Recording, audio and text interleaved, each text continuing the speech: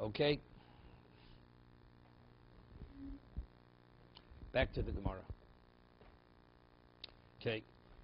We're on Memvav. The Gemara asked the question. The Mishnah concludes in that if a person is Mekadosh with multiple Tamarim, and as he gives her the dates, she eats them, and we say, the Mishnah says, Ein Mukudesha, she's not married unless one of the dates was a Sheva Pruta. It seems to be even the first date. Even the first date. Although when he concludes the act of marriage, the first date is no longer in existence because she already ate it. That was the Gemara's question. What are we speaking about? Person has 3 dates. Is it going on the ratio where he says Hiskachi Bezu, Hiskachi Bezu, Hiskachi Bezu, which giving each date is a separate act of kiddushin, right? So, what's the chidush? The Gemara says, even if she didn't eat it, what's the chidush if she ate it? The moment he gave it to her, the act of marriage is concluded. What she does with it afterwards is irrelevant, correct? Wait a second. No, again, but eating has no relevance. But the issue is not eating it. It says if she eats it, this and that. The moment he gives her the date, it's kachi bezu. It's irrelevant what she does with it afterwards. A man gives a woman a ring, harem kadeshesli, and then she takes the ring and destroys the ring afterwards. She's married. It's irrelevant what she does with the ring afterwards. Okay? No, she doesn't throw it in me. Not harem kadeshesli. She remains silent. A day later, she throws it away. Right? Over there, because throwing it away would be an indication she's not interested. Here, she's eating it. So the eating is not an indication of non-interest. Okay? So we have to say the conclusion of Mishnah is going in the second case, where he said bezu, bezu, bezu. We combine all the different dates to create the act of marriage. So it seems to be, and the Mishnah says that as long as any one of the dates is a Shava Pruta, she's Mukudeshes. So I asked, you mean to say even if the first date is a Shava Pruta, she's married? Ba milve? It's a milve. B'karish milve ain't Mukudeshes. Because she ate it. Doesn't exist any longer. Because the first one was Shava Pruta, but the other ones weren't? The other ones weren't. One second. It's milveh because when the marriage was, when was the marriage going to take effect? When the last date was given. By the time the last date was given, the first act wasn't classified as an act of marriage yet. Only in combination with the others. If the date still exists, so that date we combine with the other dates. Because the date itself is what? Is still here to associate with the last date. But if she ate it, the date it's milveh. We'll see in a moment. Rabbi Yochanan says, Hari shulchan hayibos hari sakin vein lonu lecho vein lonu polecho. You've explained all the issues, all the problems. You didn't come up with a solution, right? You presented the table, the meat, the knife. Now, how do we begin eating this? I mean, how do we process this? It's not able to apply to the first case, as you explained, and the second case must be going on the last case. But the last case is a problem. So where do we stand now? We stand in a position we don't understand the Mishnah. That's what Rabbi Yochanan is saying. Rav Shmuel, the Avitar Vayu.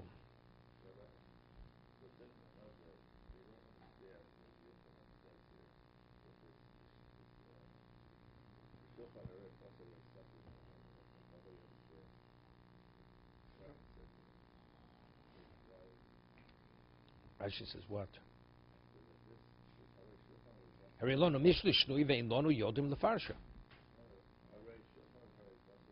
That's what Rabbi Yochanan is saying. You explained exactly what the Mishnah says.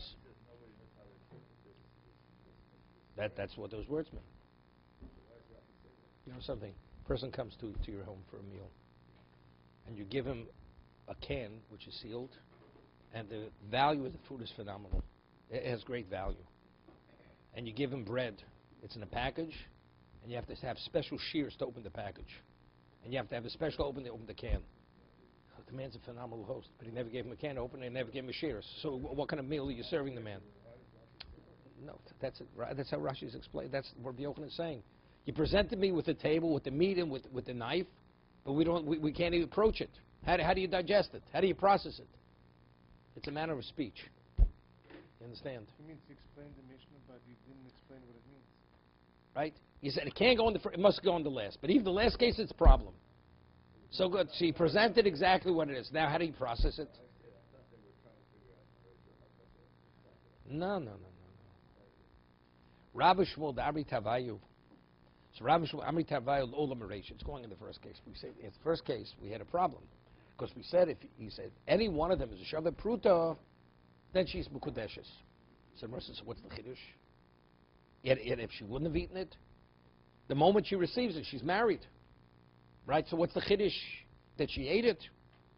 Why should that in any way detract from the act of marriage? On that Gemara says, Lo mi boy kamar. So Rabbi Shmuel said, the Mishnah is Lo mi boy kamar. Lo mi boy b'manachas. It's understood. If it's given to her and she leaves it intact, she leaves it, the ikushav prutein, lo. If it's worth a cent, she's married. If not, she's not married. Avodocheles, but whatever she eats it.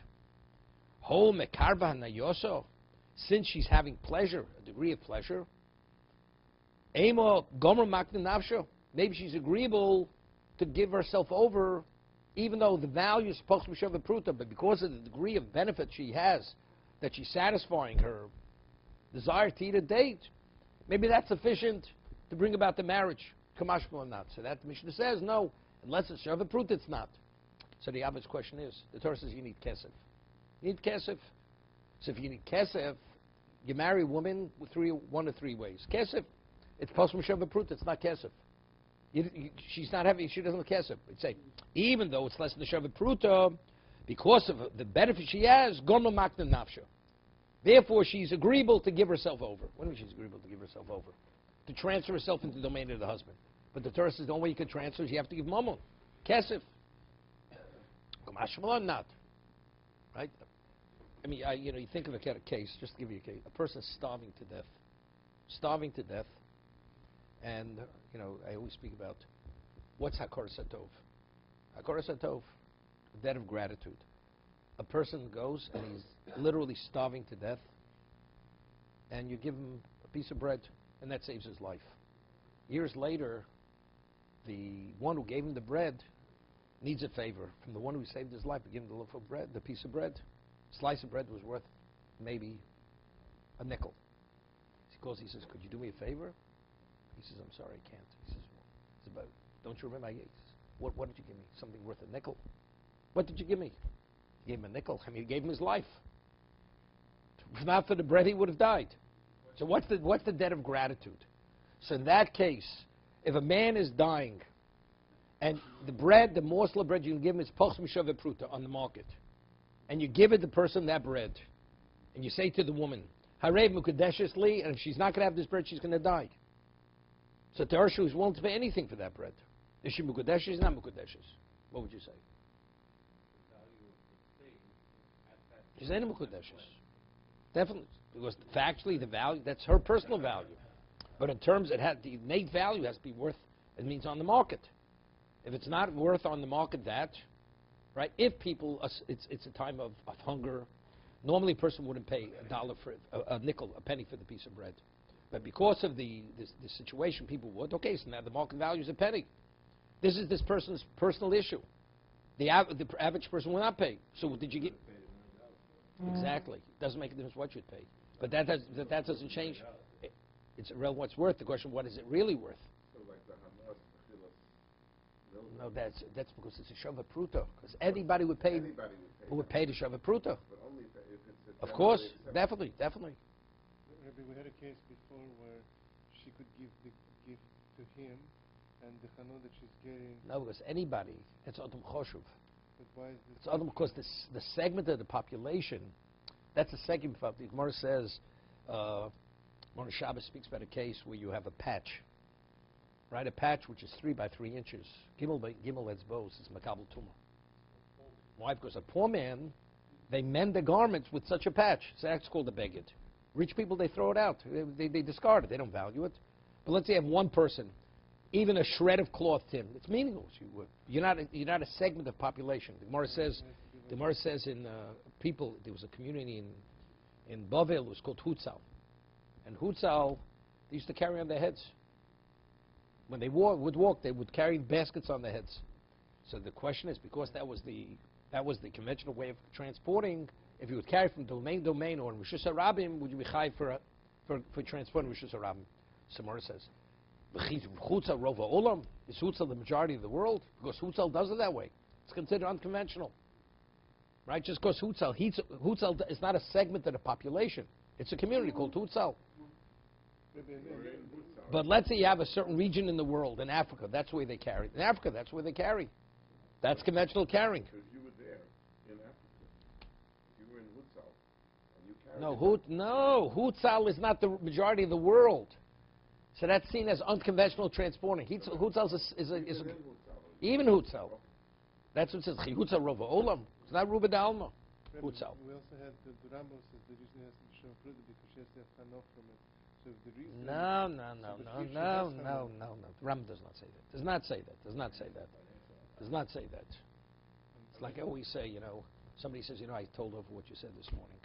I said, if you said over what I said, I wouldn't mind it. I'm not sure if what you said over was what I said. He's quoting a Rambam. The Rambam doesn't say what you're saying.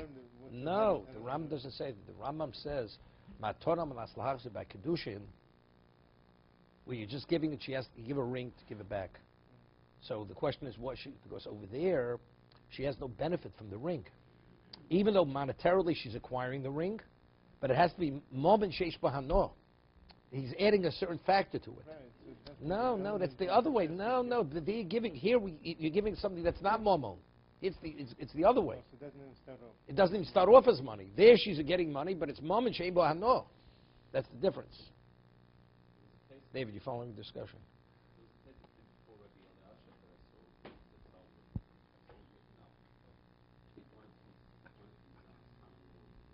Yeah.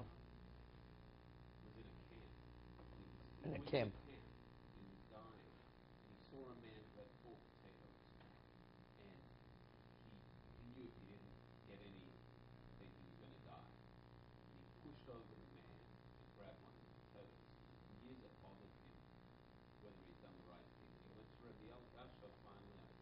He took, and the other person died rather than him. No, the other person had stolen 4 potatoes from the kitchen.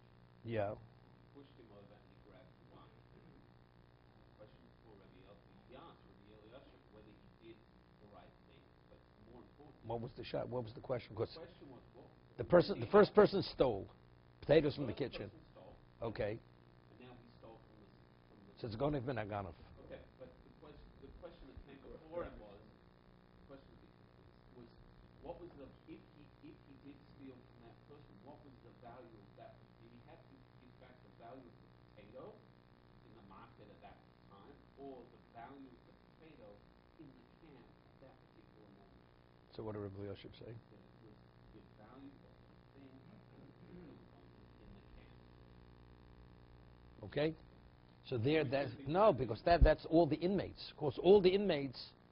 We're not dealing with one individual here. Right? It's like it's famine. Right, it's like famine.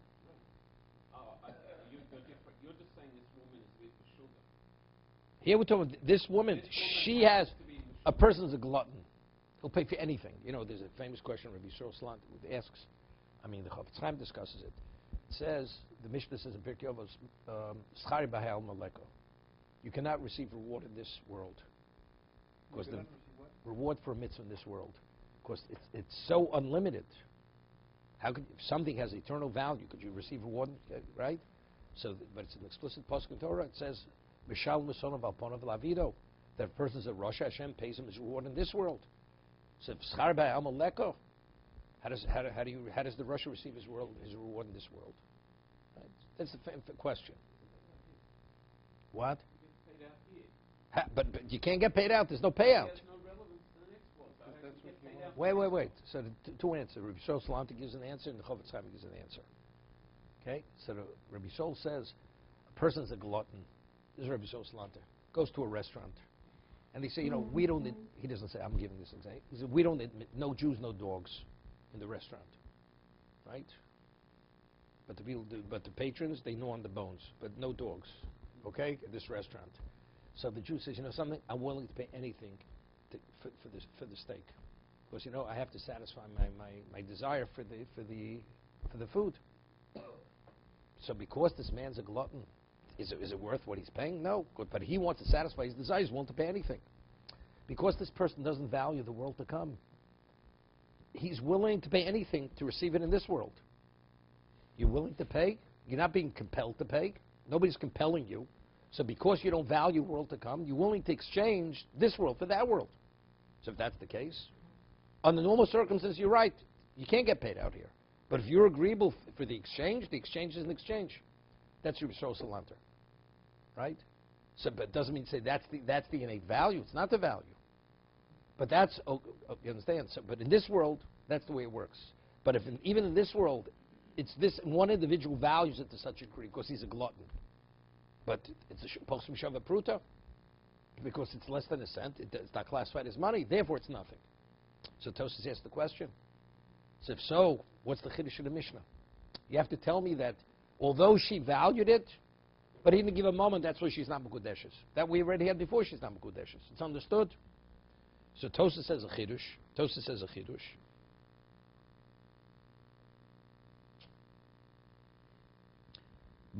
It's one line. Although it's not based upon what she vows doesn't value, that she's able to bring about a marriage with a postum shava pruta, kerami per kamo, miu bakal oser tzrichusa. But over here, there's a question. We mentioned this when we finished yesterday. There's a tzrichusa. Why does the Tana have to present this case? It's understood. Because when the Tana wants to present, he wants to present it in its fullest light. Although there's no chidush, but that he shouldn't even consider. He wants to touch on present every case. Therefore, even though it's understood it's nothing, the case where it's less than a shava pruta, but you would think because she values it, because she's being satisfied, maybe that you should consider it, even though it's not even a consideration. But for a tzrichusa, that's sufficient to say. Sufficient. Why the Tana chose that case? Tzrichusa means why the Tana wrote the case. Because you want to fully flesh out every aspect, every side of the discussion over here. If you would say this in its own right, I'd say you're not telling me anything. It's understood. But if I'm first saying one halacha, and then I'm stating something else. So in conjunction with something else, it's okay, although there's no chidush. That's what Tosa says. Okay? So this is Rav and Shmuel. So Rav and Shmuel says, what is it going on? It's going on the ratio. Rabami Omar. Rabami says, no, Olam HaSefer. Rabami disagrees. It's going on the conclusion. Bezu, bezu, bezu. What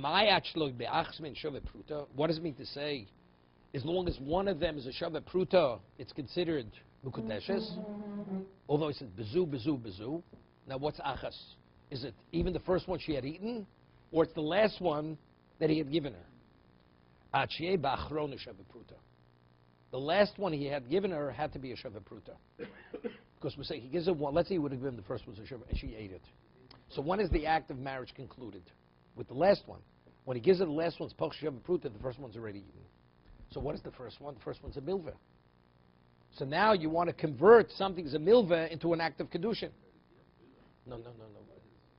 No, the Gemara is going to discuss this on the second side of the page. It's a milveh. She doesn't want it. Then. What? It's a milveh. We'll see. We'll see in a minute. We'll see. We said before it's a milveh, right? Because the man's only giving to her in marriage. If it's not marriage, we'll discuss it. It has to be discussed a little bit more than we're talking about. Why? The first one was the right size. Right value. Right value. The right value. And she ate it. The marriage, that's it. No. He didn't say that. No. He said, I'm marrying you with A, B, C. So the act, no. He's not marrying with the first one. He says, I'm marrying you with all of them combined. The value of all of them combined. The first one was a shava pruta. When he gave her that date alone, she eats it. Was the act of marriage concluded yet? No. The act of marriage wasn't concluded. The act of marriage was concluded only after he gave her the last one.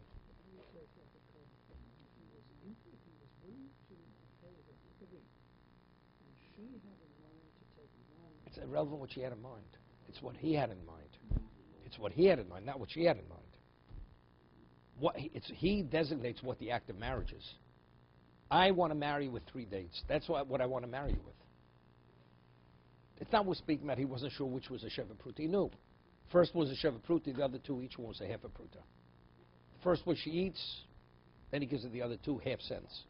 So from his point of view, he would call the thing too. If I would be willing to marry you with more, I would certainly be willing to marry you. No, but that's his mindset. For whatever reason, he says, I want to marry you with all 3 combined. Not with 3 less. A man says to a woman, I'm going to marry you with 100 silver coins. And he puts them all on the table. Please take them. And she takes one of the silver coins. And you would say she's not married. Because he wants to marry you with all 100. He says with 100, you're a person of status. You hear? Man's a cheapskate. Gives his wife 1 silver coin. I said 100, not 1. No. No, when she takes one, there's a difference if you take it or if you eat it. If you take it, the coin that you have is still the husband's coin. Once you eat the date doesn't exist any longer. That's the difference. The money that you have is still the husband's money, even when you took the first coin. Although you didn't take the subsequent coins, but ultimately every coin you possess until the last one's taken, all the coins are the husband's coins. You have the coin the husband gave you in marriage. Even when the last coin comes about. Here, when the last date is given, parshas Pruta, the first date doesn't exist any longer. That's a differentiation between the 2 cases. If she ate the first date, at that point, he already said Bezu. No, he says. No, he said. Bezu. The 3 dates are there. He says, I'm going to marry Bezu. Make it very simple. Oh. He revealed his intent. A, B, C. Yeah. First one he gives us a pruta. She eats it. Then B and C. If he says Bezu, she eats it. Even if he says Bezu, it's too late, right? I mean, that's Okay, it's separate. Maybe yes, maybe not. But here he said clearly up front with the 3, and she takes the first one and she eats it. It's gone. Okay. So when the Mishnah says that she's married, the last one has to be a Sheva Pruta. The first was Sheva Pruta and it's gone, she's not married. Okay? Let's do the Tosas before, next to last Tosas. Va'afilu b'kamaiso. He's going originally, which is bothering you. We said if the first, we say, is it possible even the first date? She's married, whereas a Sheva Pruta. So the Gemara said it's milveh. Here's konches afilu rishono ashni Sheva Pruta avagav dein ba'achron Sheva Pruta mekudeshes bo milvehi. You see Tosas earning. Kevon da kedushin lo nigru achet kableim kulam. The act of kedushin is not completed until she receives all 3 dates. The ochla harishona kvar, and she already consumed the first date. Kodem. Okay. Shetikne or shetiske. Osem b'kedushin until having milva gabo. So it's a milva. Okay. So therefore, it should not be. Vim tomar kev the b'toras kedushin no suliyodo. When she received the date, what did he give it to her for? For kedushin. Hechi having milva. Ernie, use your question. How is it a milva? He gave it to her as marriage, and she accepted it as marriage. Ha'aminu l'kamon perka omer homer li'ishes kachi li'achar shloshim yom. Man gives a woman, let's say, a gold coin. Says, I'll marry with this gold coin. That the gold coin should take effect. The marriage should take place in 30 days from now. When the 30-day period comes, she spent the coin. The coin is no longer in her domain. Doesn't exist any longer. So she's mukudeshes. Alma. So what do we see? Lav milvi. Although the marriage did not take effect until 30 days later, and the money doesn't exist, we say she's married. As long as initially she receives it as kedushin, it's irrelevant whether it exists when the kedushin takes effect. So why over here are we saying that since she received the first date, the last date hasn't even get, she received it as for kedushin, right? So, and over there it's not chal for 30 days. And we say, although the money and the coin doesn't exist any longer when the 30-day period comes. So how do we differentiate between the two cases? Right? The yesh shloma, the yesh l'chalik. You can differentiate between the two cases. Dosam harei adibur nigmar kodem shnisachlu. Over there, the man completed the act of marriage before the money was consumed. Did the full act of marriage. And she accepted it. Now it's just a question when it's going to take effect. Aval hocha od lo nigmar hakadushin. Here the act of kiddushin wasn't completed. Ad achar b'sir achrona, until the last date was transferred into her domain. Ubetoch kach ochlu rishona. And in the interim she ate the first, vashniya, and the first and second. Ikol meima de milva hey netzlo. Therefore I see the date as a milva. She owes him, so now the date you ate, because at that time it wasn't classified as marriage. So what? So now the date you ate, which you owe me, I want it. That should be attributed to the act of kiddushin. What does she have to do to complete the act of kiddushin? In other words, she takes the gold coin. Nothing. She took the gold coin. She agreed that in 30 days. Just the mere agreement. She took the money with that agreement in presence of witnesses. When she eats the dates, it's just a simple meiser, there's no agreement? Is that No, well, same thing. Same thing. Same thing. Exact same thing. trying to understand differentiation? No, there, when I accepted the full act of marriage. What is It's finished. It's concluded. You give me the coin. The act of marriage of kedusha was concluded. When should it be effective? In 30 days. That's called chalos. The chalos is 30 days. Here, the act of marriage wasn't completed. By the time he gave her the third date, the first date didn't exist. That was all part of the act of marriage. So the first, we don't call that marriage. It only when you get to the last one. But the first one, so you want the money that you owe me, that I gave you, that is owed to me, that should contribute to the last. That's milveh. Therefore, you can't do it. And even if the last one is Shabbat fruit, the same. Doesn't it? Even Because no. It's no last one. It is. If the no, not mine. It does work. That's what he's learning. It does work. If the last one's a Shabbat fruit, it does work. Because he's marrying with the last, not with the first. If you need the first, then it's a problem because that's milveh, right? Then it's a problem. But if the last one's a Shabbat pruta, not. Even though he said bizu, right? So so how do we understand it? So it's a problem. It's a problem. Let's say a man says to a woman, "I want to marry you with $1,000 you owe me plus a penny." He says, and I want, in conjunction, that should be the act of marriage. Is she married? She's not married. No, she's not married. No. He said explicitly, I want the act of marriage to be the milveh and the penny. He said it explicitly.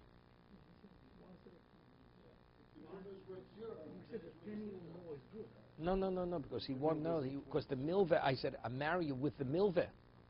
You can't marry her. You're not giving her anything.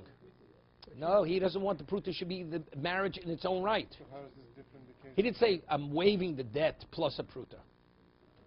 The $1,000 that she owes you, you're not giving her that $1,000. But he says, I want that to be an integral part of the act of marriage. That can be an integral part of marriage because you're not giving her anything. Yes.